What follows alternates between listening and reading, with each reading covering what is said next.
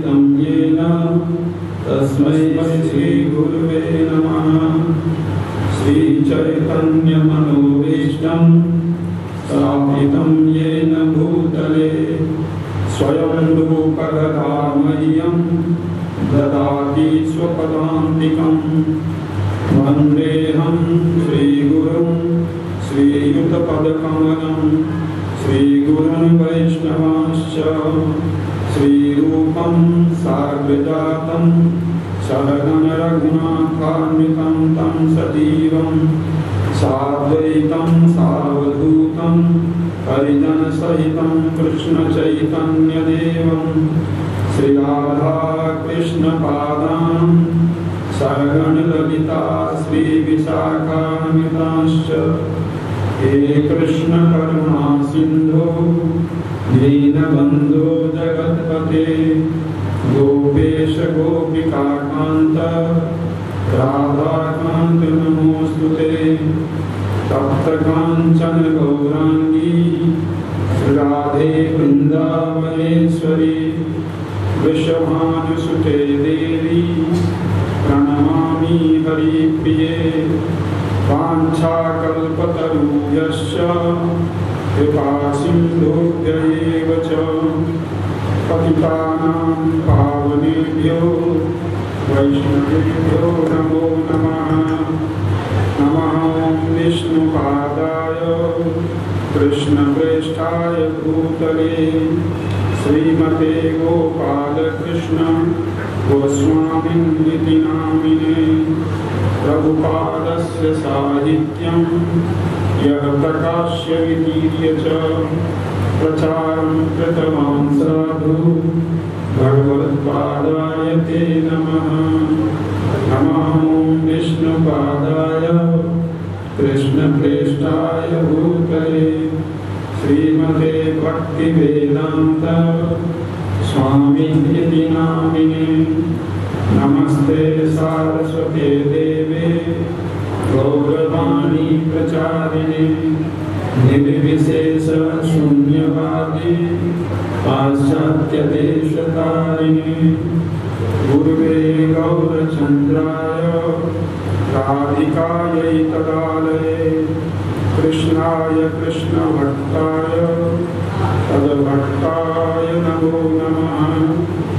प्रह्लाद नारद पराशर पुण्डरीक व्यासाम्बरी सुसुक सौनक भीष्मदार्यान् रुक्मान् गदार्जुन वसिष्ठ विभीषणादि पुण्यानिमान् परं भागवतं नमामि। स्वयंभो नारदो शम्भो कुमारो कपिलो मनु प्रह्लादो जनको भीष्मो बलिर्वैयासकी वयं। वागीशायस्य वदने लक्ष्मी यस्य च वक्षसि यस्यास्ते हृदये संवित् तं नृसिंहम् अहं भजे। यं प्रव्रजन्तमनुपेत्यमपेत्य कृत्यं द्वैपायनो विरहकातराजुहाव। पुत्रेतु तन्मयतया तर्वोऽभिनेदुस्तं सर्वभूतहृदयं मुनिमानतोऽस्मि। व्यासाय व्यासरूपाय विष्णवे नमो वै ब्रह्मनिधये वासिष्ठाय नमो नमः। वसुदेवसुतं देवं कंसचाणूरमर्दनं देवकी परमानन्दं श्रीकृष्णं वन्दे जगद्गुरुं। हरे कृष्णा। हरे कृष्णा। आप सभी भक्तों का बहुत बहुत स्वागत है श्रीमद्भागवतम के इस अंतिम और 7वें सत्र में। भगवान श्री कृष्ण के अनंत महती कृपा से किसी जीव को भगवान की कथा सुनने का मौका प्राप्त होता है और कथा श्रवण के साथ साथ संघ की बहुत महत्ता है। आप किस तरह का संग करते हैं, किस तरह के लोगों के संग में रहते हैं, ये बहुत महत्वपूर्ण है। किन लोगों के साथ आपका उठना बैठना है, किन लोगों के साथ दोस्ती है, ये बहुत महत्वपूर्ण रोल प्ले करता है। हम जैसे संग में रहते हैं वैसा हमारे ऊपर रंग चलता है। जिस तरह का व्यक्ति होगा और जिस तरह के लोगों के बीच में उठता रहता है, उसकी जो मनोवृत्ति है उसी तरह की हो जाती है। तो इस भौतिक जगत में भगवान की कथा मिल गई, नाम मिल गया और कथा सुनने के लिए समय है आपके पास, नाम जपने के लिए समय है, तो इसका मतलब है भगवान की सबसे बड़ी कृपा है। जब द्रवहि दीन दयालु राघव साधु संगत पाइए। जब भगवान किसी के ऊपर बहुत कृपा करते हैं, उसको भक्तों का संग देते हैं, साधु का संग देते हैं और भगवान की कथा प्रदान करते हैं। क्योंकि अगर हम जिसके साथ में रहते हैं और जिसकी सेवा करते हैं, उसके गुण और अवगुण आपके अंदर भी आ जाता है। आप कैसे व्यक्ति की सेवा करते हो, उस व्यक्ति में बहुत सारे अवगुण हैं तो वो आप बहुत जल्दी आपके अंदर भी आने वाला है, और जिसकी सेवा करते हो उसके अंदर बहुत गुण हैं तो वो भी बहुत जल्दी आपके अंदर आएगा। तो सेवक का जो गुण है वो सेवक के अंदर आ जाता है। जैसे हनुमान जी राम की सेवा करते करते भगवान राम के सारे गुण उनके अंदर आ गए। नवधा भक्ति में 9 तरह की भक्ति है, उसके अलग अलग आचार्य हैं। श्रवण के आचार्य हैं परीक्षित महाराज, इन्होंने केवल श्रवण करके भगवान को प्राप्त कर लिया। कीर्तन के आचार्य हैं सुखदेव गोस्वामी। सुखदेव गोस्वामी कीर्तन मतलब कथा बता कर। कीर्तन के 3 तत्व होते हैं, जप करना, कथा करना और नाम संकीर्तन करना। ये कीर्तन के 3 तत्व हैं। इनमें से कोई कथा कर रहा है, इसका मतलब वो भगवान की का कीर्तन कर रहा है। तो सुखदेव गोस्वामी कीर्तन के आचार्य हैं। श्रवणम कीर्तनम विष्णु स्मरणम, स्मरण के आचार्य कौन है? कोई व्यक्ति बहुत ज़्यादा श्रवण करेगा, बहुत ज़्यादा भगवान का कीर्तन करेगा, तब उनको भगवान का स्मरण होता है। तो हमेशा भगवान का स्मरण रहता है। आप कीर्तन नहीं करते, आप श्रवण नहीं करते, तो आपको भगवान का कभी स्मरण नहीं होगा। बेटे का स्मरण आएगा, घर का स्मरण आएगा, पैसे का स्मरण आएगा, समस्याएं दिखेंगी। तो हम जो व्यक्ति जिस चीज़ पर ज़्यादा नज़र रखता है वो चीज़ ज़्यादा एक्टिव हो जाती है। आप प्रॉब्लम पे ज़्यादा नज़र बना के रखोगे तो आपकी प्रॉब्लम ज़्यादा स्ट्रांग हो जाएगी, आपसे बहुत एक्टिव हो जाती है। पर आप उसकी तरफ, भगवान की तरफ नज़र बना के रखोगे तो ये चीज़ें अपने आप ठीक हो जाती हैं। इसीलिए समय बहुत कम है ना। हम सब जितने लोग अभी यहाँ बैठे हैं, मुझे लगता है कि सबकी आधे से में निकल चुकी है, एक एवरेज माने तो, है ना। अब 70 के आसपास जनरली होता है, मुझे लगता है सब लोग 30-35 से ऊपर ही हैं।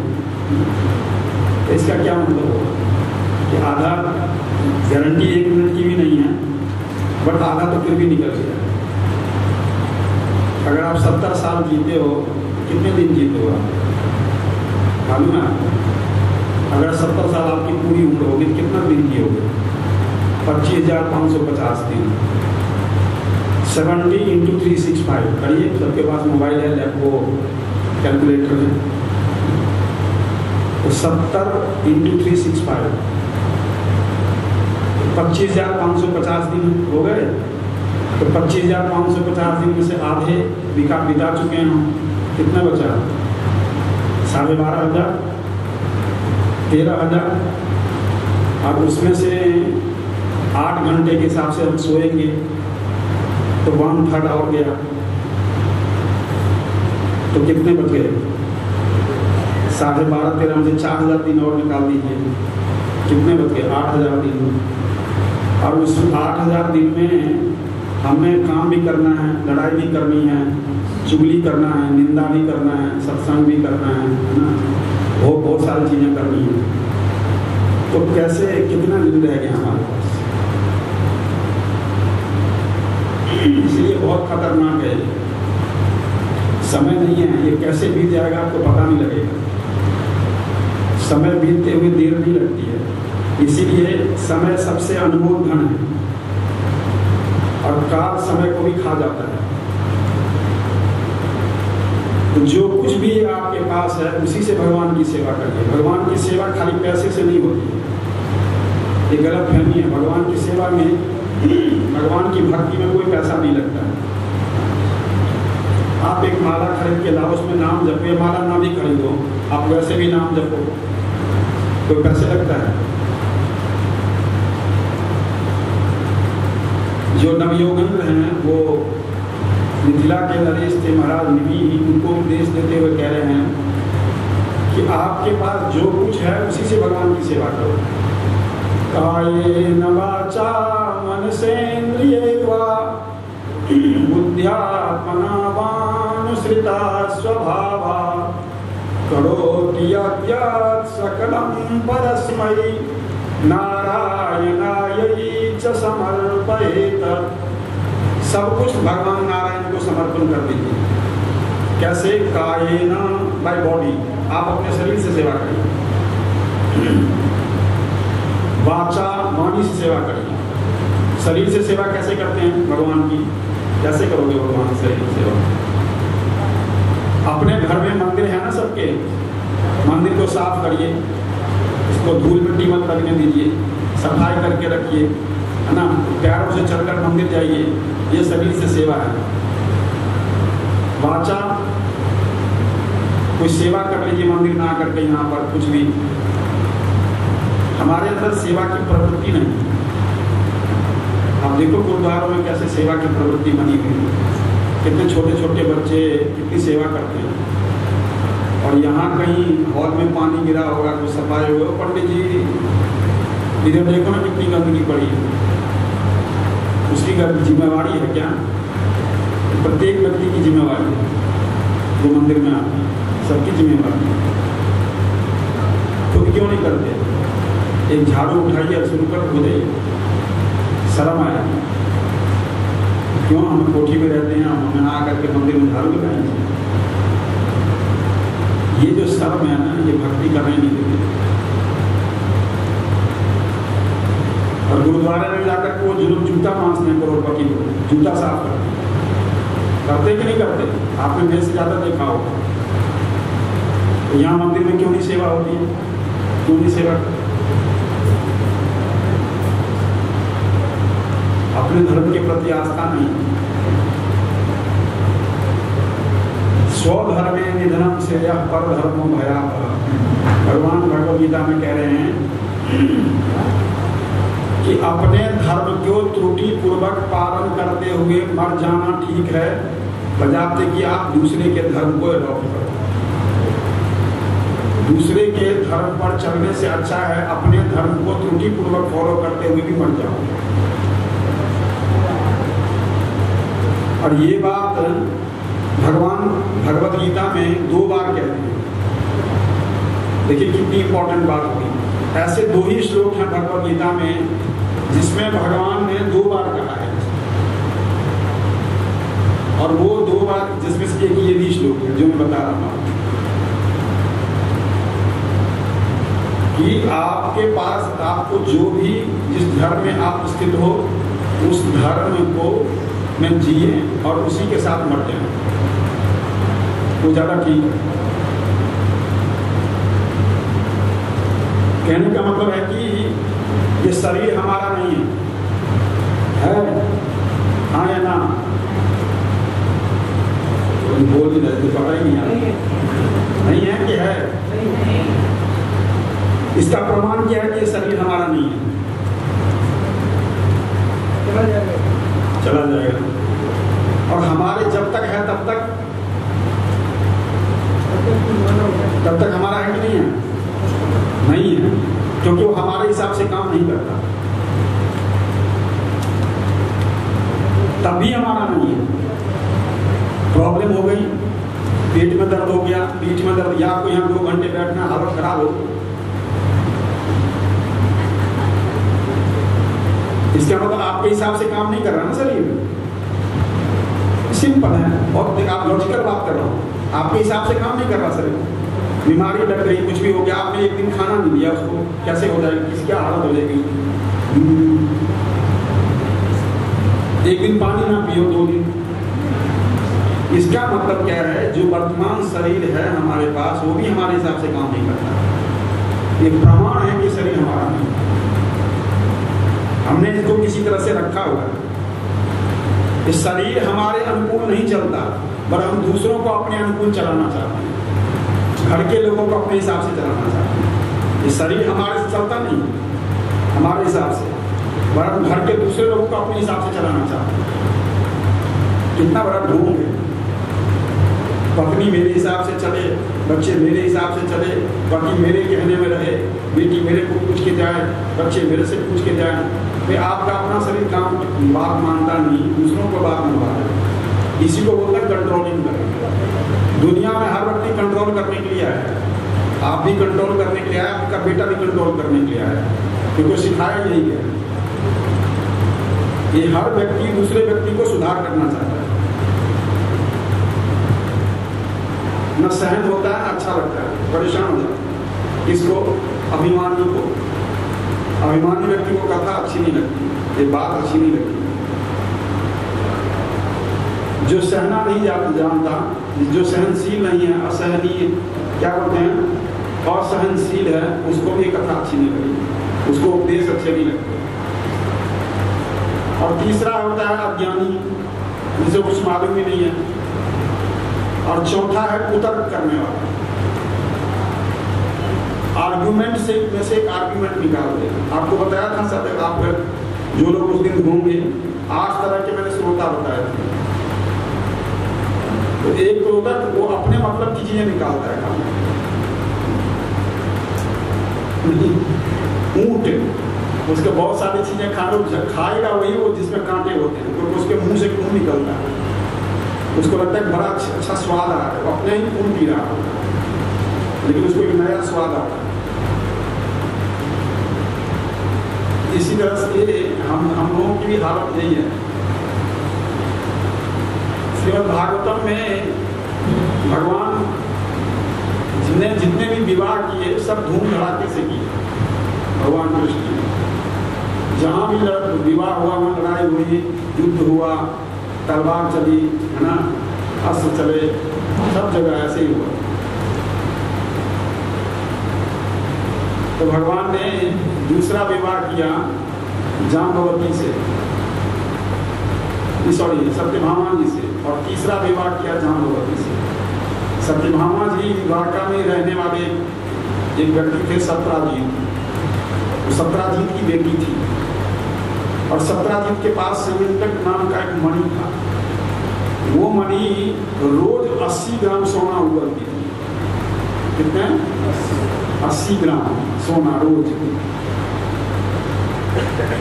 आप सोचो हमें मिल जाए 80 ग्राम, एक दिन के 80 ग्राम। तो वो उनको सूर्य देव ने वो संयंतक मणि दिया।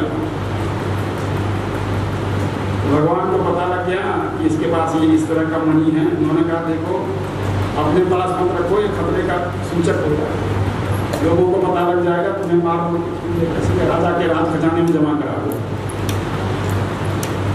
उसको ये बात अच्छी नहीं लगी। उसने कहा कि मैं क्यों जमा कराऊं, मुझे मिला है तो मैं अपने पास रखूंगा। और वही है, थोड़े दिन के बाद क्या हुआ, उनका इसके भाई था सत्राजीत का, प्रसेनजीत। प्रसेनजीत ने वो मणि ले ली कि मैं जा रहा हूँ शिकार खेलने के लिए, मुझे दो जरा गले में रखूंगा, पहनूंगा, बड़ा अच्छा लगेगा। राजेजा भाई था छोटा, और जब वो शिकार करने गए तो वहाँ पर एक शेर ने उसको मार दिया। और बाद में पता चला कि संयंतक मणि भी नहीं मिल रही है, और वो बच्चे भी मरा मारा है।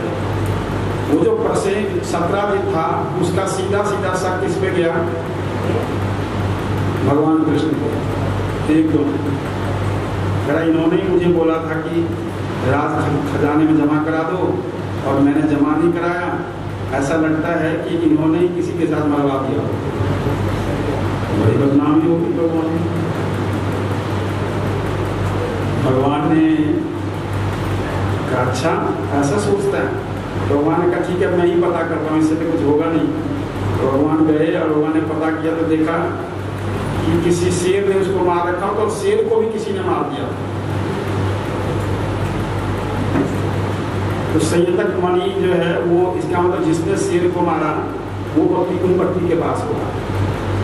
तो भगवान गए घूमते घूमते, तो वहां पर देखा कोई आदमी तो नहीं। द्वारका से कुछ लोग भी भगवान के साथ थे। भगवान ने कहा ऐसा है लगता है कि इस गुफा में कोई रहता है, इस गुफा में रहने वाले ने ही दिया होगा। तो भगवान इस गुफा के अंदर चल के, ऊपर बहुत बड़ा पत्थर पड़ा था, भगवान ने हटाया और अंदर द्वारका वासियों को बोला, पत्थर लगा दिया कि मैं 12 दिन तक नहीं आऊँगा, तो तब तुम समझना कि मैं नहीं आ रहा, जागता द्वारका में जाके खबर देना, तब तक तो मैं लड़ूंगा अंदर। तो भगवान ना अंदर प्रवेश कर गए। वो गुफा अभी भी है। आप इसको द्वारका गया,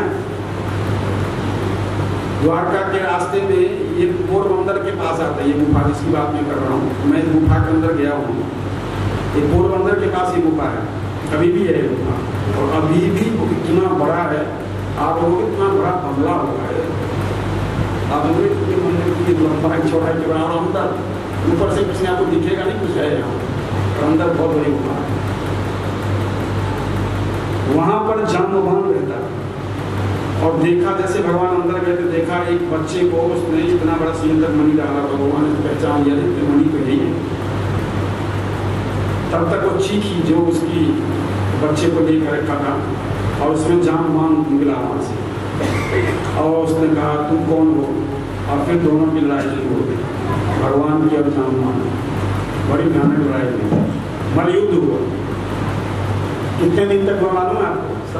27 दिन। भगवान 27 दिन तक उससे लड़ते रहे। तो अंत में वो जो था वो व्यक्ति हार गया। फिर कह रहा है आप साधारण व्यक्ति नहीं हो सकते, कोई मनुष्य तो नहीं हो सकता, कोई मनुष्य मेरे से 27 दिन तक लड़ने की शक्ति नहीं है किसी, आप मेरे स्वामी हो। तो भगवान ने उसको याद दिलाया, ये वही जाम्बवान है जो रामलीला में जाम्बवान थे। आप समझिए, राम की लीला में नाम सुना है ना आपने, सुंदरकांड पढ़ते होंगे तो जाम्बवंत के वचन सुहाए सुनि हनुमंत। तो ये जाम्बवंत वही वाले जाम्बवंत है। तो जाम्बवंत जब जैसे क्या हुआ, बंदर सेना ऐसे साथ में बैठी थी, भगवान राम और लक्ष्मण सामने बैठे थे। जब युद्ध जीत लिया था तो सब चर्चा हो रही थी किसने किसको मारा, सब अपने अपना बड़ाई कर रहे थे। प्रभु मैंने ऐसे मारा 2 राक्षसों को, दुर्योधन मैंने 4 को मारा, दुर्योधन मैंने 6 को मारा। सब अपना अपना गुणगान करें, भगवान बड़े आराम से सुन रहे, बहुत आनंद आ रहा है। सबने बता दिया, जाम्बवान जी ने कुछ नहीं बोला। जाम्बवान जी कह रहे हैं, भगवान ने पूछा भाई जाम्बवान जी आपने भी कुछ किसी को मारा होगा, आप भी लड़े होंगे। प्रभु मैं किसको मारूंगा, मेरे टक्कर का कोई था ही नहीं, मैं किसको मारूं, जिससे लड़ूंगा वो मर जाता एक बार में। एक ही व्यक्ति थोड़े मेरे टक्कर का था, वो था रावण। उसको आप मारने, उसको मैं मार देता था, आपकी कीर्ति धूमिल हो जाती, आप किसको मारते हो? मैंने सोचा उसको मैं भगवान मार ही रहे हैं, मैं किसको मारूं, मैंने कुछ नहीं किया। लेकिन मेरे बड़ा मन है लड़ने का, बड़ी इच्छा कि मैं भी लड़ता। प्रभु मेरे से और कोई लड़ नहीं सकता, अगर आप चाहें तो मेरे से लड़ लीजिए, 2-2 हाथ हो जाए। भगवान को बोला आप चाहें तो मेरे से लड़ लीजिए।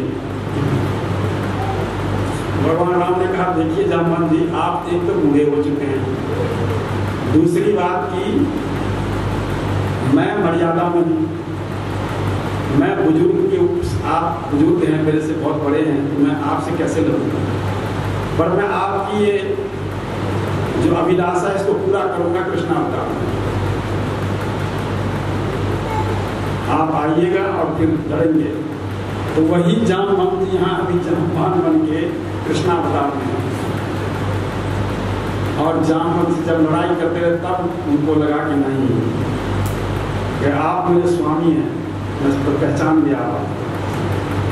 तो भगवान ने कहा हाँ जामवंती, मैं वही हूँ, राम ही हूँ, मैं आपको याद दिलाने आया हूँ कि आप युद्ध लड़ना चाहते थे ना। तो फिर कहा प्रभु संयुक्त मणि तो अभी दे लीजिए, लेकिन मेरी एक प्रार्थना है, मेरी एक बेटी है, आप इसको भी लेके जाइए, मैं कुछ तो दूँ आपको, ऐसे कैसे भेजूंगा, मेरे घर आए आप।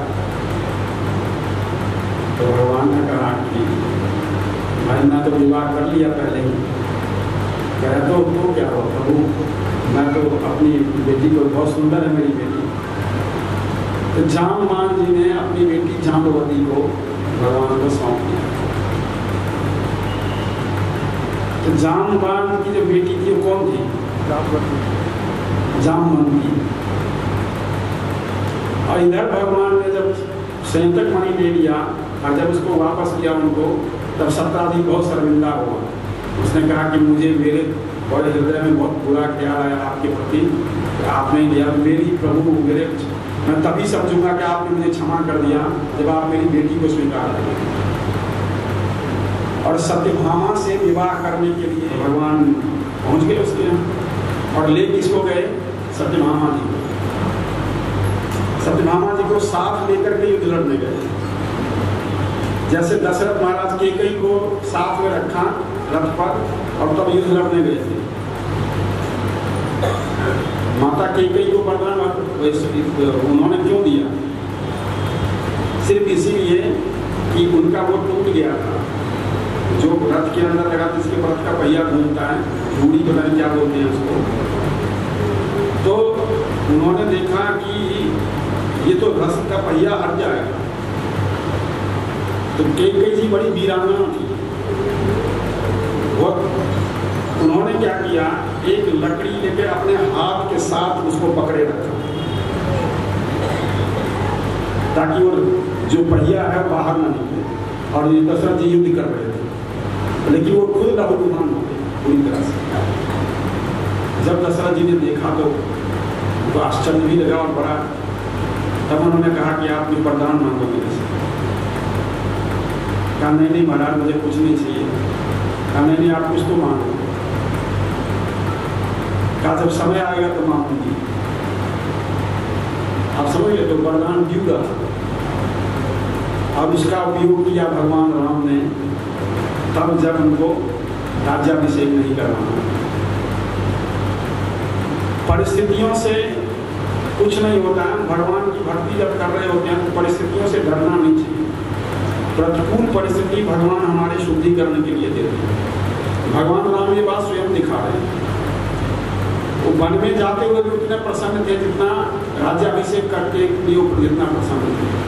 दोनों ही केस में वो अपने पिता की सेवा कर रहे थे। अगर राजा बनते तब भी पिता की सेवा कर रहे थे, और वन में गए तब भी अपने पिता की बात मान कर गए, तब भी पिता की सेवा की। तो भगवत सेवा का अवसर भगवान हर जीव को देते हैं।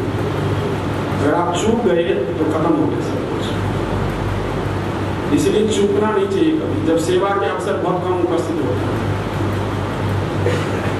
तो इसीलिए भगवान ने, जब उनको भगवान को लगा कि चलो इन लोगों की कुछ सेवा करते गए, तो वहां पर जो भौमासुर था, क्यों लेके गए? सत्यभामा जी को देखिए। भगवान ये जो भौमासुर था, ये सत्यभामा जी का ही बेटा था। आप प्रभु जी ये क्या बता दिया? ये सत्यभामा जी एक्चुअली में भगवान की शक्ति भूदेवी है। तो ये भौमासुर भूदेवी का बेटा था। भूदेवी अभी इस कृष्णावतार में सत्यभामा के रूप में प्रकट हुई। आप समझ गए?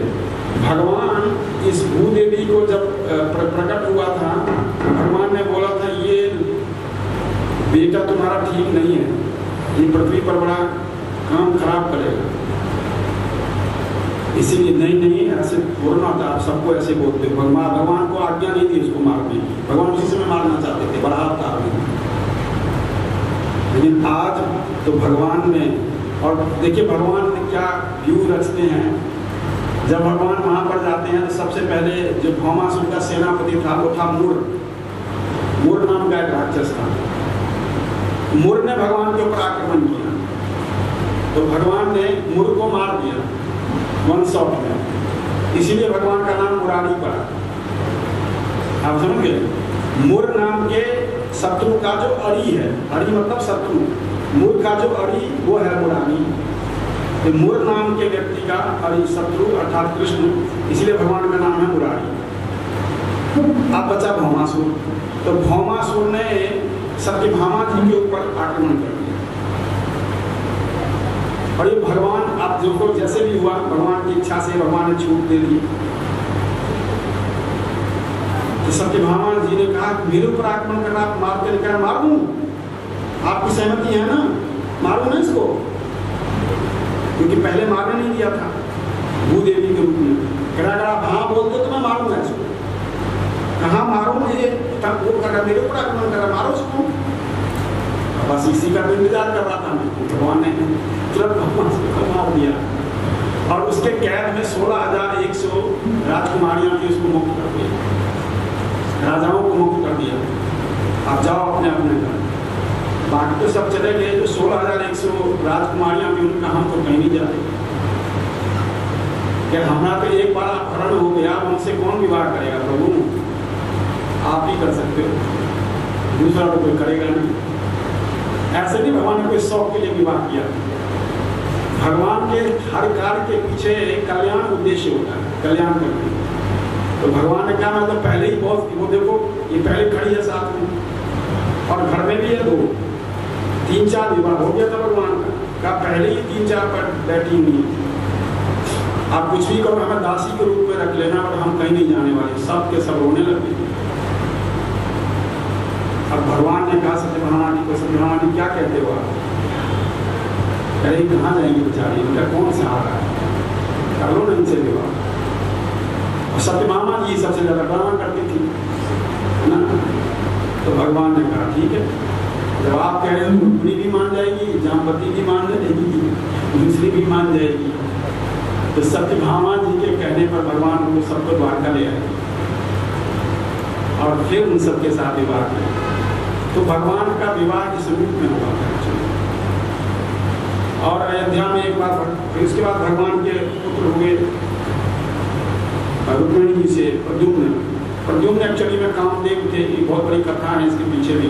तो प्रद्युम्न जी, प्रद्युम्न के बाद में प्रद्युम्न जाम्बवती के पुत्र थे सांब, और इसी तरह से सबके भगवान के जो बहुत सारे बेटे हुए। तो उसमें ये लोग एक दिन खेल रहे थे द्वारका में, द्वारका के बाहर एक दिन खेल रहे थे, तो उनको प्यास लगी। तो देखा कि चलो पास में कोई कुआं है तो देखते हैं। तो वहां जाके देखा तो कुआं तो था और उसमें पानी नहीं था, और उसमें बड़ा विचित्र एक बहुत बड़ा लीजर्ड था वहां का। लीजर्ड समझ रहे हो, छिपकली, एक बहुत बड़ा गोल्डन कलर का छिपकली था वहां, बहुत बड़ा। तो उन्होंने सोचा शायद ये फंस गया है, तो भगवान के बेटों ने उसको निकालने का प्रयास किया, पर सबने पूरी शक्ति लगा दी। वो भगवान के पुत्र थे, कोई साधारण नहीं थी, वो निकला ही नहीं, अंदर से निकला ही नहीं। बहुत प्रयास किया तब भी नहीं निकला। तो फिर उन्होंने अपने पिताजी को सूचना दी, अर्थात भगवान को सूचना दी गई कि ये लिजर्ड है और ऐसे ऐसे कुएं में है और निकल नहीं पा रहा।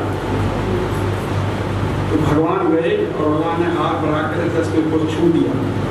जैसे ही छुआ कि वो एक चमचमाता हुआ व्यक्ति प्रकट हो गया, इतने सुंदर कपड़े पहने हुए, पूरा एक पूरा हेलमेट वो लगाए हुए, और बहुत सुंदर प्रकट हुआ, मतलब मुकुट लगाए हुए। भगवान ने पूछा आप कौन हैं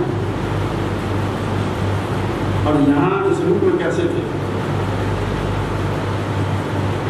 वो कहते हैं कि प्रभु आप सब जानते हो, लेकिन आप मेरे मुंह से सुनना चाहते हैं तो मैं सुना देता हूँ। कह रहा है मेरा नाम मृग है, मृग। मैं अयोध्या का राजा था। कहाँ का? अयोध्या का राजा था। और क्या बोल रहे हैं भगवान अपने शब्द पर ध्यान दीजिए। कह रहे हैं आपने दानियों का नाम सुना होगा प्रभु, इस संसार में जितने भी दानी हैं, तो आपने मेरा भी नाम सुना होगा। क्या कह रहे थे? आपने दानियों का नाम सुना होगा तो मेरा भी नाम सुना होगा। और कह रहे हैं कि मैं इतना बड़ा दानी था कि कोई ऐसा दिन नहीं था जिस दिन मैं 1,00,000 2,00,000 गायें, सोने, पृथ्वी दान नहीं करता। कह रहे हैं एक बार, क्योंकि जो इतना दान देता है उसके सारे कर्म खत्म हो जाने चाहिए। तो कहा एक बार हुआ क्या कि जिस ब्राह्मण को मैंने 100 गायें दान दी थी, वो दान अब उस गायों को लेके जा रहा था। रास्ते में एक ब्राह्मण की गाय, अपरिग्रह ब्राह्मण था, अर्थात वो किसी से कुछ नहीं लेता। उसके पास एक गाय थी, उसी से गुजारा करता था, वो भिक्षा भी नहीं करता था। उसकी गाय इस ब्राह्मण के गायों में मिल गई। और जब वो उसमें मिल गई तो वो ब्राह्मण ढूंढता हुआ है कि मेरी गाय कहाँ गई। तो ढूंढते हुए आया तो देखा इस ब्राह्मण के गाय की झुंड दिखाई, ये गाय तो मेरी है। उस ब्राह्मण ने कहा नहीं, ये गाय मेरी है, मुझे राजा ने दिया। तो अब दोनों में बहस हो गया, बात पहुंची राजा तक। राजा ने कहा ऐसे है, आपको इसके बदले, इस गाय के बदले में 100 गायें दे देता हूं, आप ले लो। उसने कहा कि मुझे नहीं चाहिए आपके 100 गाय, मुझे अपने ही गाय चाहिए, वही चाहिए मुझे। अब उसको उस ब्राह्मण को बोला भाई वो गाय आप उनको दे दो जिसका कह रहे हो मेरा है, आप मेरे से 100 गाय और दे दो। वो कह रहा मैं भी नहीं दूंगा, मुझे भी अब ज्यादा नहीं चाहिए। तो उन्होंने बोला 1000 गाय ले लो, वो गाय उनको वापस कर दो। क्या नहीं महाराज। इसी तरह फिर उस ब्राह्मण को बोला आप 1000 गाय ले लो इस गाय के बदले, वो भी नहीं माना। 1,00,000 गाय देने को तैयार हो गए, तभी नहीं मानना, वो माना ना वो माना। आप समझ गए? वो गाय को उन्होंने सारी गायों को रख लिया, दूसरी गाय इस ब्राह्मण को दे दी। अच्छा, एक जब दोबारा दान दिया तो वो गाय भी किसी को और को दान में दे दिया। वो ब्राह्मण रुष्ट होकर चला गया। ये कथा कौन सुना रहा है? कोई तो सुनाई जा होगा, आप बता रहे हो। महाराज नृग सुना रहे हैं किसको? भगवान श्री कृष्ण और उनके पुत्रों को। प्रसंग याद रहेगा तो कुछ लगेगा कि कुछ हाँ ऐसा हुआ। तो भगवान और उनके सारे बेटे वहां सुन रहे हैं सारी बात। तो कहा बस मैंने सोचा इतना दान देता हूँ, एक को नहीं भी, एक ब्राह्मण रुष्ट भी हो गया तो क्या होगा। और कह रहे हैं बस यही मेरी गलती थी, और जब मैं मरा तो अपरिग्रह ब्राह्मण का गाय हरण करने का मेरे ऊपर आरोप लग गया। यमराज जी ने कहा कि तुम्हारे जीवन में धर्मराज ने कहा सारे धर्म ही धर्म है, कहीं पर कुछ दिखता नहीं है सिवाय एक चीज के कि तुमने एक ब्राह्मण के धन का अपहरण किया। उसके बदले तुम्हें निम्न योनि में जाना पड़ेगा। बताओ पहले स्वर्ग जाना चाहोगे कि निम्न योनि में जाओगे? आपने बहुत बड़ा दान दिया इसलिए पूछ रहा हूँ आपसे। कह रहे हम पूछते नहीं है किसी अपराधी से, बट आपका कीर्ति बहुत अजय है, आप बहुत पायस राजा हैं इसलिए पूछ रहा हूँ। उन्होंने कहा कि आप पहले मुझे निम्न योनि में भेज दीजिए। तो क्या चाहिए, गिर गए आप। बस इतना बोलते ही वो छिपकली होके वो द्वारका के कुएं में गिर गए। सैकड़ों साल तक उस कुएं में छिपकली की हुई। और ये कथा सुनने के बाद उसने भगवान को प्रणाम किया, भगवान की परिक्रमा की और वहां से चले गए। उनके जाने के बाद भगवान ने मीटिंग बुलाई। किसकी? अपने बेटों की, पौत्रों की, संबंधियों की, यदुवंशियों की, है ना। भगवान ने कहा, सुनो, अपने पुत्र से कहा, दुर्जरम बत ब्रह्मस्वम भुक्तम अग्निर्मनागपि दीदी यशोपि किमतो राज्ञामीश्वरमानिनम। जो लोग अग्नि के समान तेजस्वी हैं, भगवान कह रहे हैं, जो लोग अग्नि के समान तेजस्वी हैं वे भी ब्राह्मणों का धन पचा नहीं सकते। उनके अंदर ये शक्ति नहीं कि वो ब्राह्मण का धन पचा ले। फिर भगवान कह रहे हैं कि जो लोग अपने आप को अभिमान पर स्वामी समझते हैं वो कह रहे हैं उसकी बात तो छोड़ो, इवन राजा लोग भी ब्राह्मण का हरण किया हुआ धन को पचा नहीं सकते, उनके अंदर की शक्ति नहीं। भगवान क्या कह रहे हैं सुनिए, ना हम हलाहलम अन्ये विषम यस्य प्रतिक्रिया। मैं हलाहल विष को विष नहीं मानता, जबकि हलाहल विष एक ड्रॉप गिर जाए तो व्यक्ति मर जाएगा। भगवान क्या कह रहे हैं इस चीज के लिए, मैं हलाहल विष को विष नहीं मानता। ना हम हलाहलम अन्ये विषम यस्य प्रतिक्रिया ब्रह्मस्व ही विषम प्रोक्तम न स प्रतिर्विधिर्भुवि। मैं हलाहल विष को विष नहीं मानता। इसको तो क्या ब्राह्मण कह रहे हैं कि क्योंकि हलाहल विष पीने से अभी किया गया जो असम्मान है, जो आग पैदा होती है पूरे कुल को जला डालती है। इसलिए सावधान, ऐसा कभी मत करना। कह रहे हैं कि किसी भी रूप में अगर ब्राह्मण अपराध करे तब भी उसे द्वेष मत करना। कोई गालियां ही आके तुम्हें दे जाए तब भी कोई बात नहीं, उसको उत्तर मत देना। ये भगवान कह रहे हैं अपने पुत्रों को। और भगवान ये द्वारका वासियों को बहुत बड़ा उपदेश है, पूरा चैप्टर है।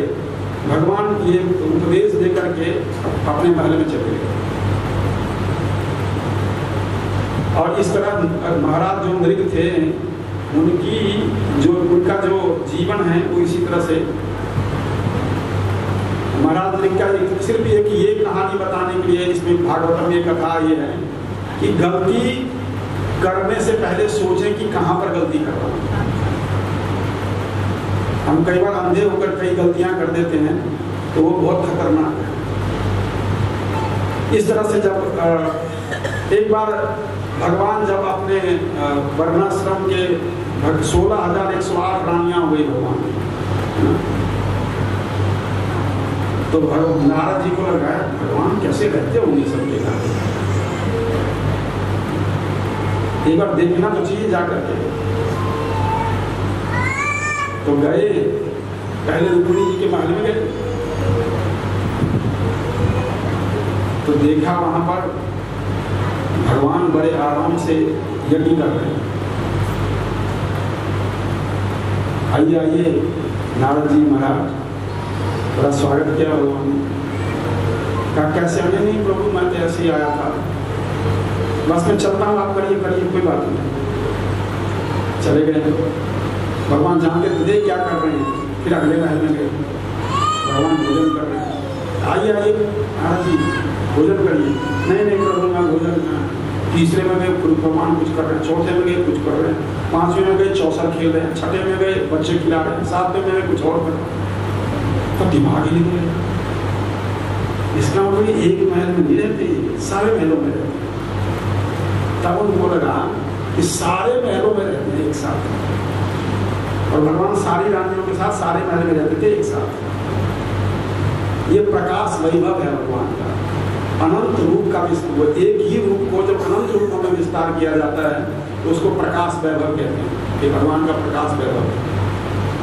भगवान ने एक ही रूप को अनंत रूपों में विभाग को कर दिया, प्रकाश फैला दिया अपने रूप।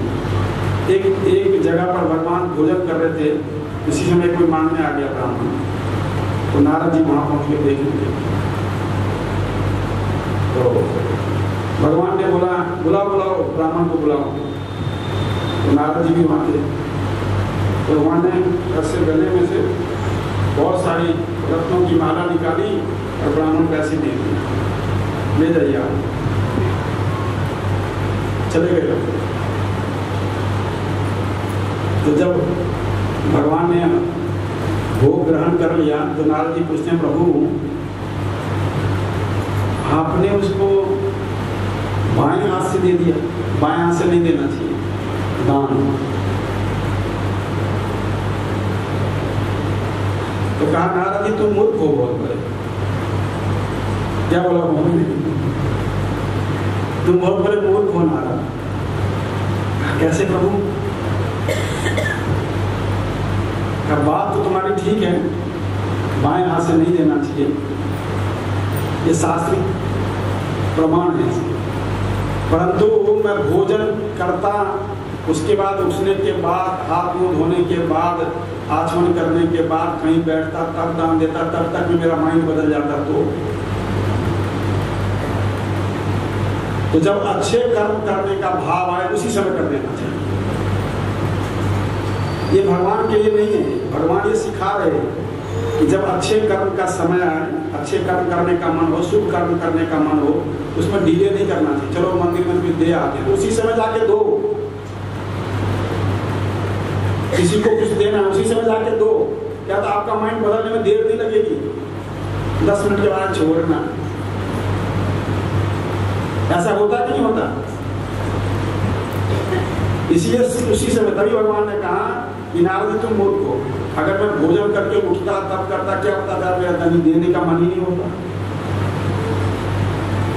इसलिए इमीडिएटली दो। तो सुबह से शीघ्र इसीलिए कह रहे हैं कि प्रत्येक कार्य जो अच्छे कार्य होता है उसको तुरंत कर देना चाहिए। और भगवान की इस तरह से द्वारका में अनेक लीलाएं होती रही। इधर जब भगवान उज्जैन में गए थे और कुछ ही दिनों रहे वहां पर, तो वहां पर उनकी एक दोस्ती सुदामा ब्राह्मण से हुई। सुदामा ब्राह्मण अपरिग्रही ब्राह्मण थे, बस अपना जीवन चलाते थे, भिक्षा करते थे और जो मिल जाता था उसी से जीवन चलाते थे। कई बार भिक्षा भी नहीं करते थे, हमेशा भिक्षा नहीं करते थे। और पत्नी जो सुशीला थी वो भी बहुत पतिव्रता स्त्री थी, कभी अपने पति से किसी चीज की डिमांड नहीं करती, क्योंकि सारी समस्या तो हेडक्वार्टर से होती है ना। हेडक्वार्टर से डिमांड आएगा तो बेचारे को करना ही पड़ेगा। तो उन्होंने क्या किया कि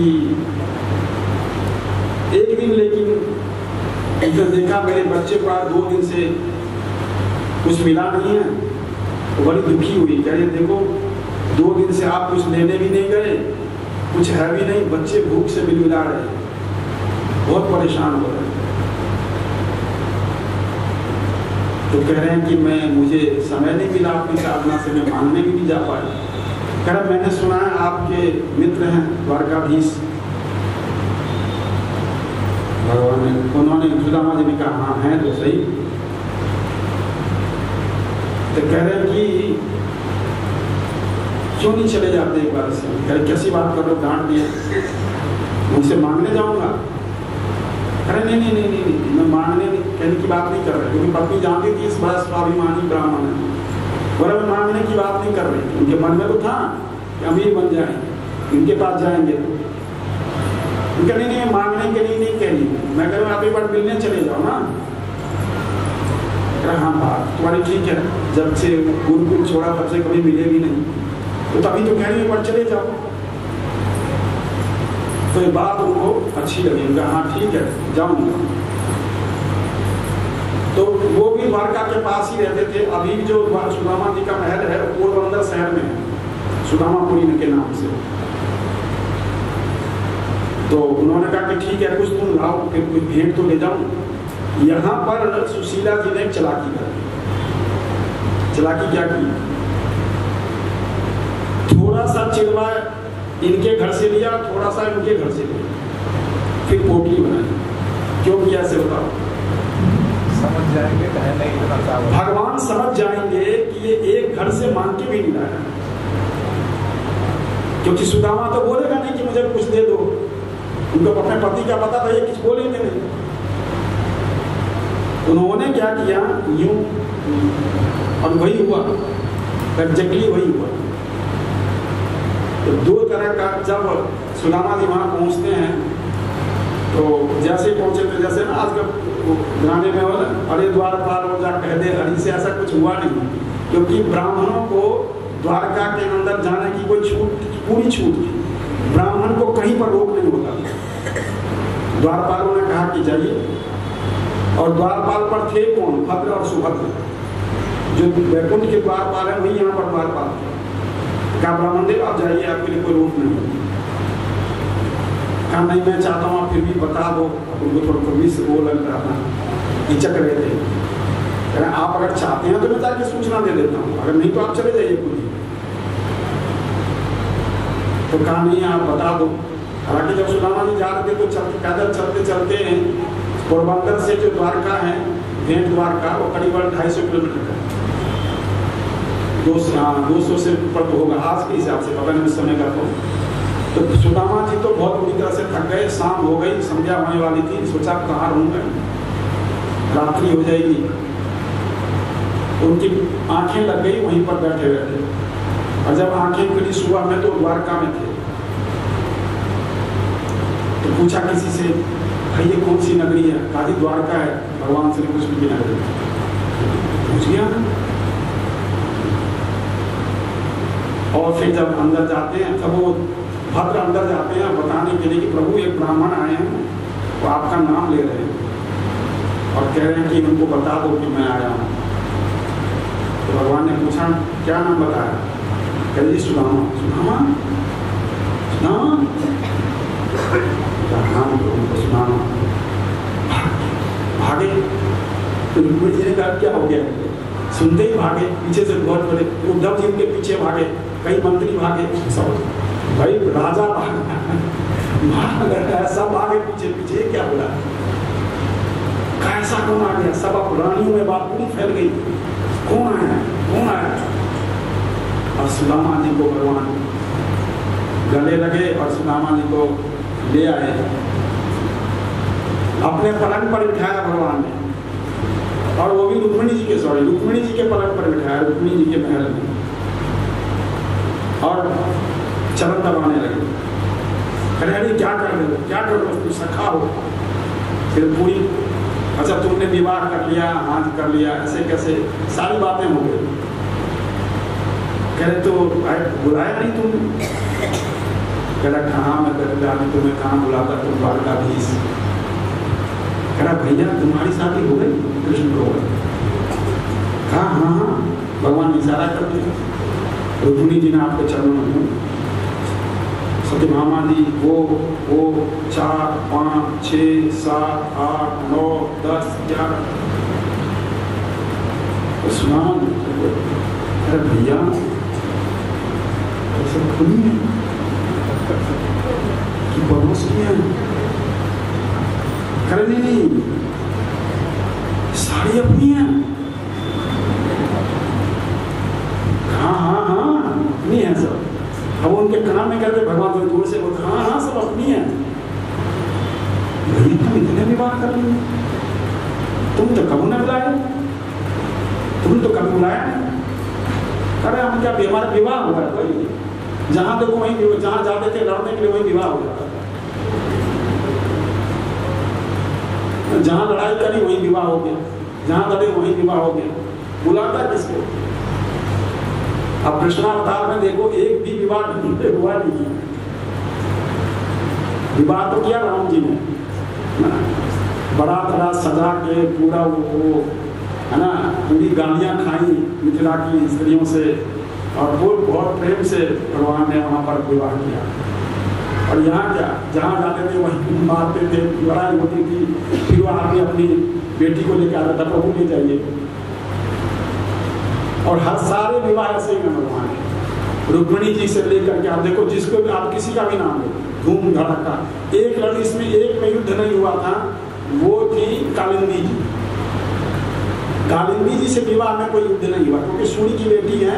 और उसमें उन्होंने कहा कि मैं विवाह करूंगी तो केवल कृष्ण से करूंगी। तो उनको सूर्यदेव ने कहा कि तुम जाकर फिर तपस्या करो।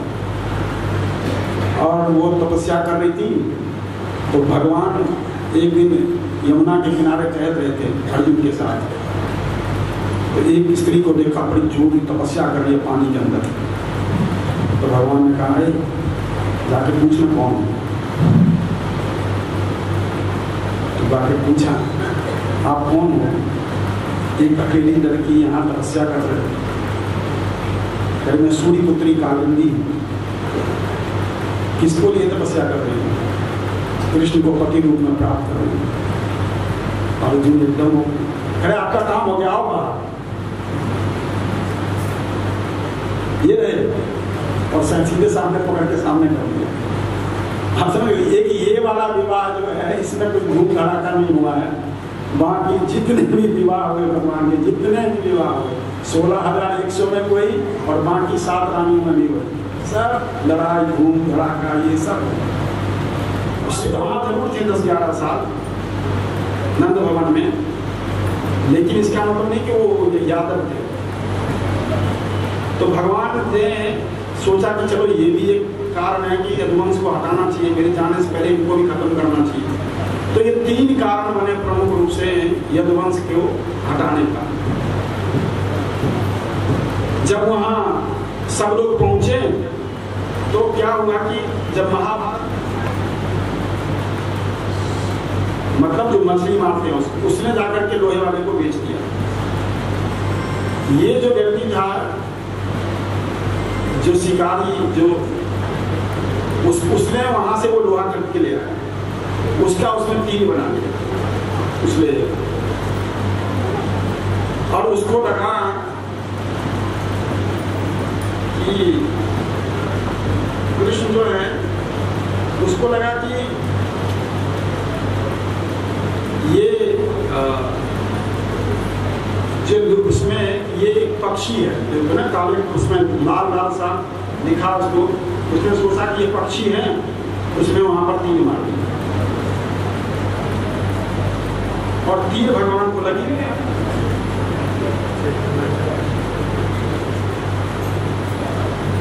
जैसे ही तीर भगवान को लगी तो भगवान उठ के बैठ गए। अब उसने देखा ये क्या किया, वो भागता हुआ है वहां से बहेलिया, चरणों में गिर गया। प्रभु क्षमा कर दीजिए, क्षमा कर दीजिए, मैंने गलती से आपके पैर में मार दिया, मुझे क्षमा कर दीजिए। भगवान ने बोला कोई बात नहीं। मैंने कहा मैंने जानबूझ के तुझे मौका दिया कि तू मेरे पैर में मारा। फिर भगवान ने किसको बुलाया पास में, गुजरा। भगवान ने कहा तुझे याद है तुझे मैंने मारा था, और तुझे इस बात का बड़ा अफसोस था कि मैंने यूं ही मार दिया, कि मैंने कोई अपराध नहीं किया प्रभु का, प्रभु ने मुझे मार दिया।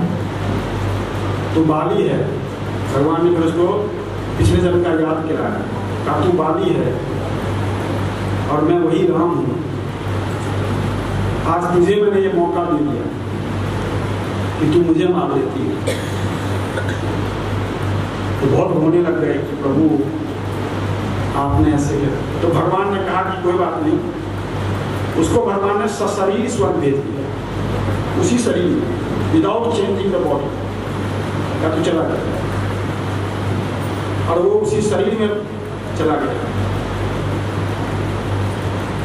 उसी समय मैत्रेय मुनि और उद्धव जी वहां पर प्रकट हुए।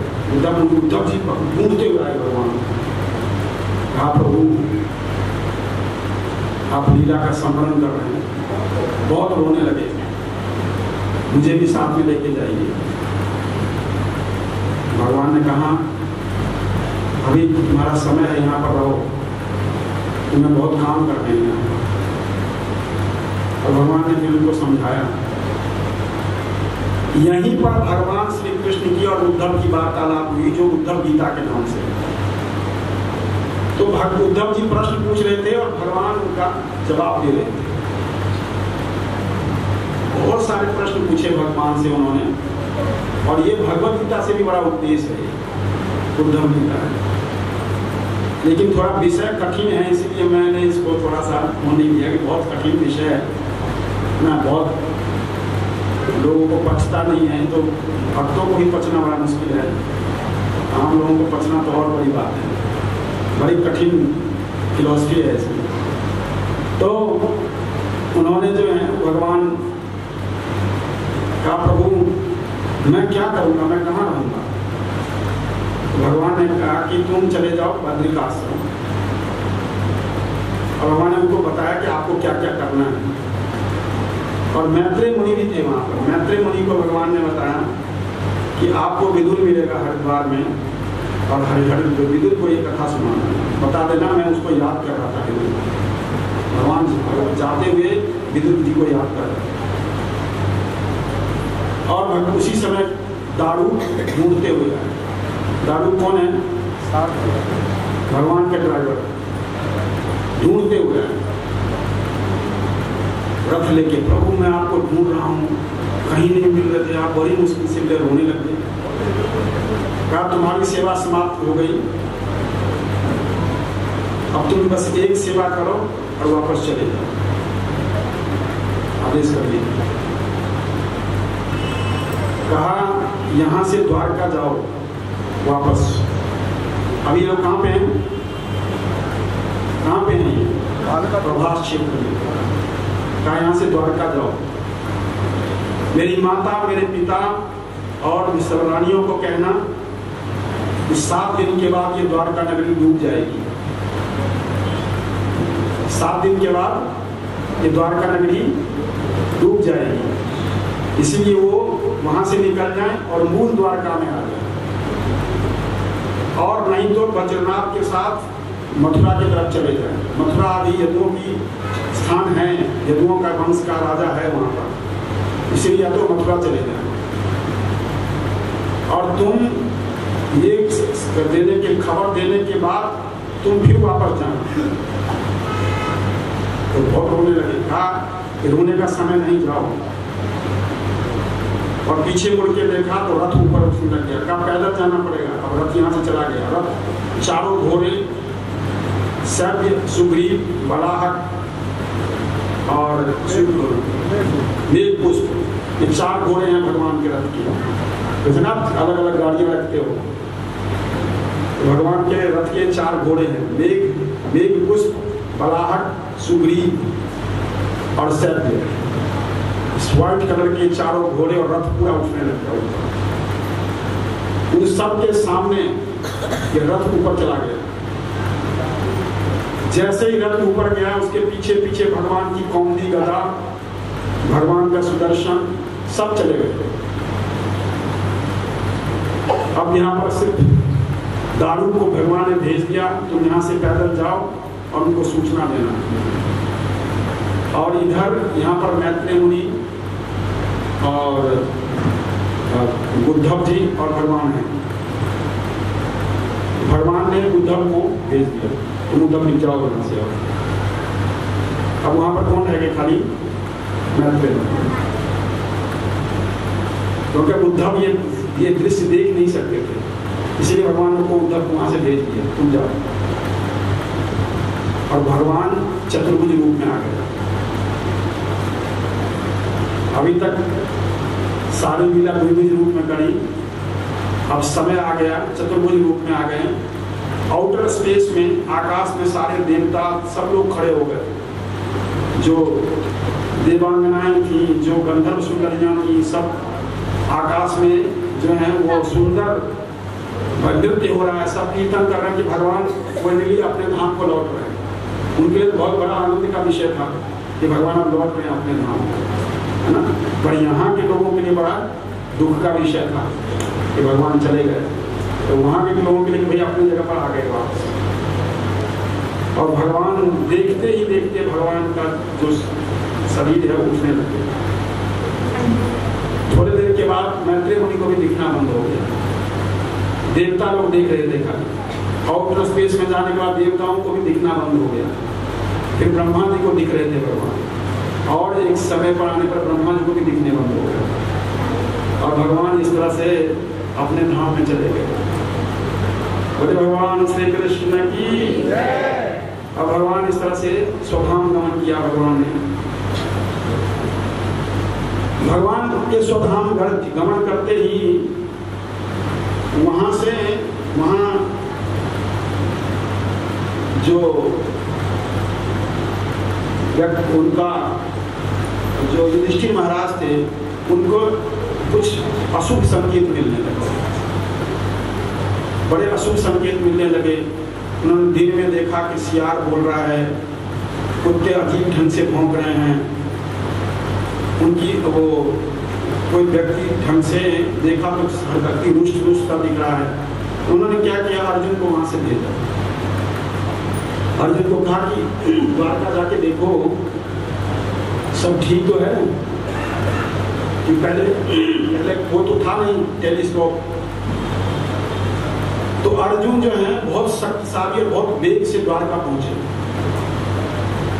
तो दूसरे ही दिन वो द्वारका पहुंच गए। जब उनको देखा तो उनका हृदय फट गया। भगवान ने पहले ही बोल दिया था दारू को कि अर्जुन आएगा, और अब उसको बोलना कि तुम सारी आपके लिए अर्जुन के लिए मैसेज देना कि सारी रानियों को जो मेरे साथ के बाद जाने के बाद यहाँ से चली जाएंगी उनके लिए संस्कार करवा दें, और बाकी जो रानियां रहना चाहती हैं उनको लेकर के मथुरा पहुँचा दें। और इसी तरह से भगवान के आदेश का जब अर्जुन ने वैसे ही पालन किया, तो अर्जुन ये सब करने के बाद जब वापस गए वहां पर इंद्रप्रस्थ, तो युधिष्ठिर महाराज ने देखा कि तो अजीब सा उसको देख के युधिष्ठिर महाराज बहुत दुखी हुआ। क्या हुआ? क्या तुम्हें किसी ने युद्ध में हरा दिया है? बहुत सारे कारण पूछते हैं। क्या तुमने किसी को धोखा दिया है? क्या तुम्हें किसी ब्राह्मण ने श्राप दिया है? क्या तुमने किसी की इच्छाएं पूरी नहीं कर पाए? क्या हुआ है तुम्हारे साथ? हुआ कैसे? क्या ऐसा तो नहीं कि भगवान इस पृथ्वी को छोड़ के चले गए? ये बात पूछते ही उनकी आंखों से प्रकाश कह सब कुछ खत्म हो गया, भगवान ने इस पृथ्वी को छोड़ दिया। मेरे इस गांधी में बल नहीं है, काम नहीं कर रहा, मेरी शक्ति छीन हो गई। इतना सुनना था। युधिष्ठिर जो है तुरंत उन्होंने परीक्षित को बुलाया। परीक्षित अभी 16 साल के बालक थे। परीक्षित को राज्याभिषेक कर दिया युधिष्ठिर जी ने, और राज्याभिषेक करने के बाद धौम्य ऋषि को और कुछ ऋषियों को उन्होंने आदेश दिया कि आप लोग इस परीक्षित का ध्यान रखिएगा, अभी जब तक ये बालक है, क्योंकि उसके राजकाज चलाने में थोड़ी दिक्कत हो सकती है। तो कुछ ऋषियों को और जो कुल पुरोहित थे कुरुवंश के कृपाचार्य, उनको धौम्य ऋषि को, इन दोनों को नियुक्त कर दिया। और अंदर गए और एकदम जंगल के बलकर कपड़े पहन करके युधिष्ठिर महाराज चल पड़े। किसी को कुछ नहीं बोला, ना अपने भाइयों को बोला, ना पत्नी को बोला। उनको देख करके भीम, अर्जुन सब निकल गए। द्रौपदी ने कहा मुझे छोड़ के जा रहे तुम पांचों? पूछा तक नहीं, बताया तक नहीं। द्रौपदी जी ने भी फिर वो राष्ट्रीय वस्त्र उतारे, एक साधारण कपड़े पहने और उनके पीछे पीछे हो, और उनके पीछे पीछे कुत्ता भी था। वहीं से हस्तिनापुर से कुत्ता भी साथ चलने लगा। और ये लोग चलते चलते पूरे हिमालय को क्रॉस करते हुए कहाँ पहुंचे? सरस्वती नदी के तट पर। जो अभी आप माना गांव जाएंगे अगर, बद्रीनाथ आप में से गए लोग गए, हम लोग जानते होंगे कि भारत का अंतिम गांव है माना। तो माना के पास सरस्वती नदी के ऊपर जहाँ सरस्वती और लखनंदा का संगम हो रहा है, सरस्वती नदी फिजिकली अभी वहीं पर दिखाई पड़ती है।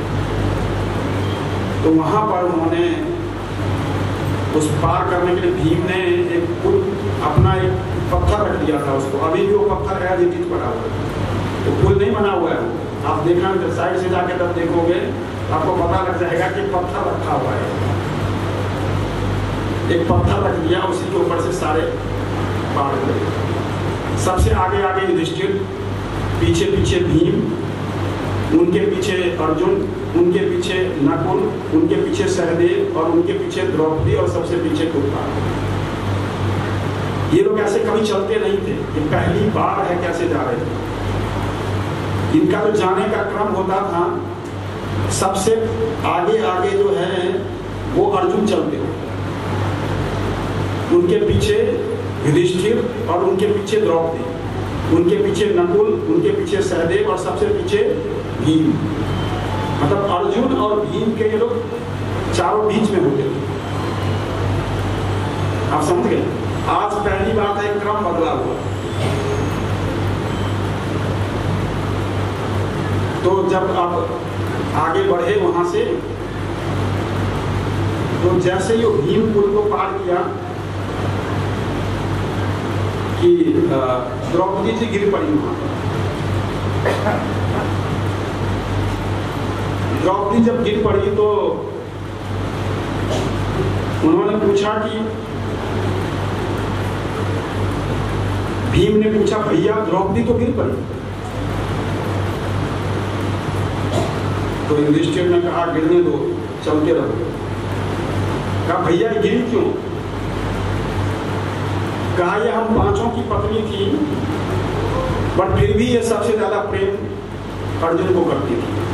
बस इसमें एक यही दोष था कि अर्जुन को बहुत प्रेम करती थी, इसी दोष के कारण ये गिर पड़ी है, चलते रहो। और वहां द्रौपदी जी का मंदिर भी बना छोटा सा, वहां के गांव वालों ने बना दिया। आप कभी जाएंगे तो आपको देखने को मिलेगा। और आगे गए तो लक्ष्मी बन आ गया, लक्ष्मी बहन में सहदेव गिर गए। भीम कहता भैया सहदेव भी गिर गया। युधिष्ठिर कह रहे हैं गिरने दो, चलते रहो, देखो मत पीछे। कह रहा भैया ये क्यों गिर गया, किस दोष के कारण गिर गया? कह रहे इसको अपने ज्योतिष विद्या का बड़ा घमंड था, इसको लगता था कि मैं मेरे जैसा ज्योतिषी कोई है नहीं संसार में। और सच में था बहुत बड़े ज्योतिषी थे सभी। इवन महाभारत का युद्ध जब चल रहा था तो एक बार रात्रि के समय दुर्योधन इनके पास आ गए, सहदेव के पास। आपस में लोग मिलते थे, सहदेव को बोला सहदेव हम युद्ध कैसे जीत सकते हैं, उपाय बताओ। तो सहदेव ने उनको उपाय बताया कि ये करो, इस समय में इस रात्रि में अगर ये पूजन करोगे तो आप ये महाभारत युद्ध जीत जाओगे। क्योंकि उस समय ज्योतिषी होते थे, भाई बहन वो नहीं थे कि मैं तू दुश्मन है मैं तेरे को बताऊंगा। भगवान को पता लग गया, अब इसमें सारी चीजें उसको बता दी। तो भगवान ने वो पूजा युधिष्ठिर से पहले ही करवा दी। अगर भगवान न होते तो किसी पांडवों के लिए युद्ध जीतना तो बहुत बड़ी बात थी। वो बड़े बड़े समुद्र थे वो कौरव पांच, ये साधारण योद्धा नहीं थे। और भगवान की कृपा से कुछ भी असंभव जो है वो संभव हो जाता है। तो कहा इसी दोष के कारण ये गिर गया। आगे बढ़े, सहस्त्रधारा आ गया। ये वो जगह भी है, मैं जा चुका हूँ इसलिए बता रहा हूँ, ये कोई गलत वो नहीं है, मैं इन सारी जगहों पर जा चुका हूँ। सहस्त्रधारा आ गया, सहस्त्रधारा पर बड़े सारे वाटरफॉल हैं एक साथ, बहुत सारे। सहस्त्रधारा आ गया, वहां पर नकुल गिर गया। भीम पूछते हैं भैया नकुल गिर गया? कह गिरने दो। कह ये किस दोष के कारण गिरा भैया? कहा इसको लगता था मेरे समान सुंदर संसार में कोई पुरुष नहीं है। और सच में नकुल बहुत सुंदर थे। श्री श्री राधा कृष्ण भगवान की जय। हरे कृष्णा कृष्णा कृष्णा हरे हरे, हरे राम राम राम हरे हरे। श्री श्री सुखदेव गोस्वामी पाद की, श्री श्री व्यास देव जी की, श्री श्री सूत गोस्वामी पाद की। इतने दिन लोगों ने भी हमारे अमेरिका बिहार निवासी, बगल की कॉलोनियों के निवासी जिन्होंने भी ये कथा का श्रवण किया है, उन सब का मैं धन्यवाद करता हूँ। इसके बाद जितने भी हमारे इस कथा के लिए जितने भी स्पॉन्सर यजमान जितने भी हुए हैं करे हैं, उन सब का मैं और दिल से धन्यवाद करता हूँ। आप लोगों की इन्फॉर्मेशन के लिए हम जितने भी प्रोग्राम, जैसे ये भी कथा का प्रोग्राम कराया है, हम कोई भी मंदिर का फंड यूज नहीं करते हैं। आप लोगों का सहयोग इतना आ जाता है बिना मांगे हुए कि हम लोग को कोई मंदिर का फंड यूज करने की जरूरत नहीं पड़ती है, कुछ मंदिर में ऐड ही होता है। तो ये आप लोगों के लिए बहुत हमारे लिए बहुत अच्छी बात है। अंबिका बिहार के निवासी बहुत सहयोग करते हैं। अभी मंदिर में हमारा ब्यूटिफिकेशन का काम चल रहा है। आप लोगों ने नीचे देखा होगा, पूरा मार्बल का काम चल रहा है। और हमारे जो माता रानी का जो मंदिर है, उसको नवरात्रा के पहले बहुत सुंदर रूप में बनाने की कोशिश कर रहे हैं। और चांदी का मुकुट फर्स्ट नवरात्रा के दिन लग जाएगा। ये माता रानी की कृपा से हो रहा है और सब आप लोगों के सहयोग से हो रहा है। मैं सब सहयोग के लिए आप लोगों का बहुत धन्यवाद करता हूँ। जय श्री श्याम, जय श्री कृष्ण, जय राधे। एक बार अवध धाम में महिला सम्मेलन हो रहा था, उसमें 4 माताओं ने विशेष रूप से बोलने में भाग लिया। प्रथम भगवती माँ कौशल्या कहने लगी, मेरे बेटा राम ने बिना इंजीनियर के और इतने बड़े पुल का जो है निर्माण करा। इस पर भगवती अंजना माँ जो है वो खड़ी हुई, उन्होंने कहा कि तुम्हारे बेटा ने तो जो है पुल बना दिया और हमारा बेटा तो जो है समुद्र को ही लांग गया, पुल की भी जरूरत नहीं पड़ी। इस पर जो है भगवती लोपामुद्रा जी अगस्त जी की भार्या है, धर्मपत्नी है। लोपामुद्रा जी कहने लगी, अरे आपके बेटा ने तो पुल बनाया और आपके बेटा जो है लांगी गए, और मेरे स्वामी मेरे नाथ ने जो है सारे समुद्र का ही पान कर लिया। इस पर श्री हरि श्री हरि श्री हरि माता जी कहने लगी, आपकी माता जी कहने लगी, अरे मेरे बेटा स्वर्गपति दास ने तो भागवत कथा सुनाकर भवसागर ही पार कर दिया। लाल कृष्ण लाल। एक सेकंड में एक बात कह देता हूँ, जीवन की सार्थकता और सफलता भगवत प्राप्ति में है। कदाचित मेरा जो है सारी दिल्ली मेरी अपनी है, हजारों बेटे पोते नाती सब कुछ है, लेकिन मेरी जिह्वा पर सबसे बड़ी खुशी की बात यह है कि इस से बड़े प्रभु जी राघव जी और दूसरे बड़े प्रभु जी आए हुए, क्रिकेट का जोरदार स्वागत है। आपका बहुत स्वागत है। आपने और कथा तो बहुत अच्छी होगी और सबने बहुत सहयोग दिया है। सारी कॉलोनी का, आसपास की कॉलोनियों का सबका बहुत धन्यवाद। सबने दिल खोल के हमें कॉपरेट किया है। वो सब आए हुए कथा भी सुन रहे हैं। अभी आरती होगी तो कृपया लाइन से आना है। हरे कृष्णा। आज बहुत संयम से आरती करनी है, बिल्कुल भी सबको मिलेगी आरती शुरू। इन्होंने जो काम वो किया, बहुत धन्यवाद। हरे कृष्णा हरे कृष्णा। और एक मुझे कॉल आया था कि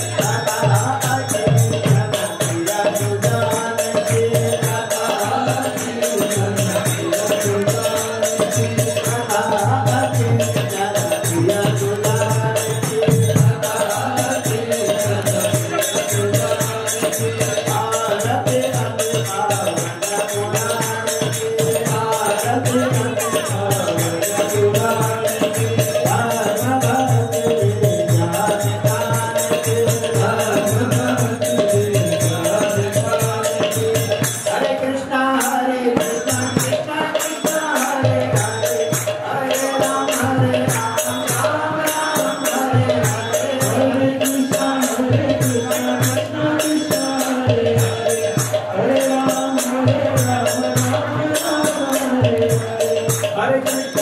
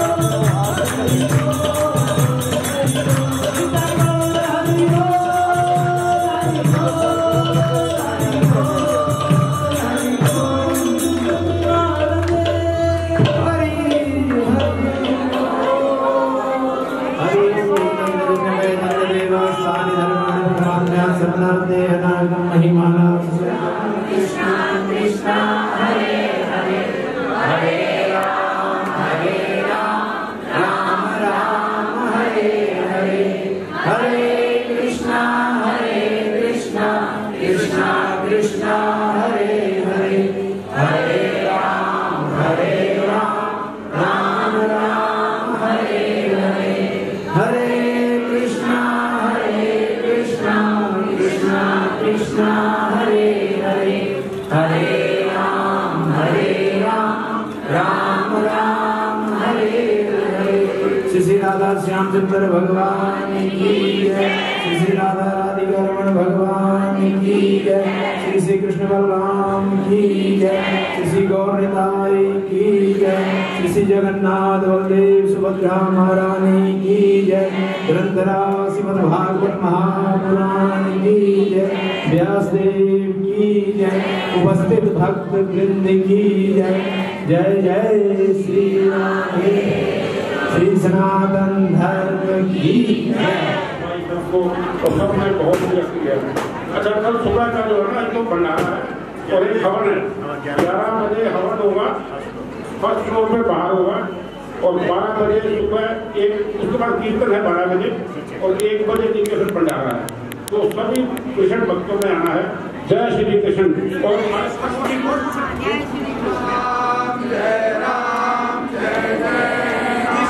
और ऐसी आदत डालते मेरे भाई बहन की, इसके जो है अग्रभाग पर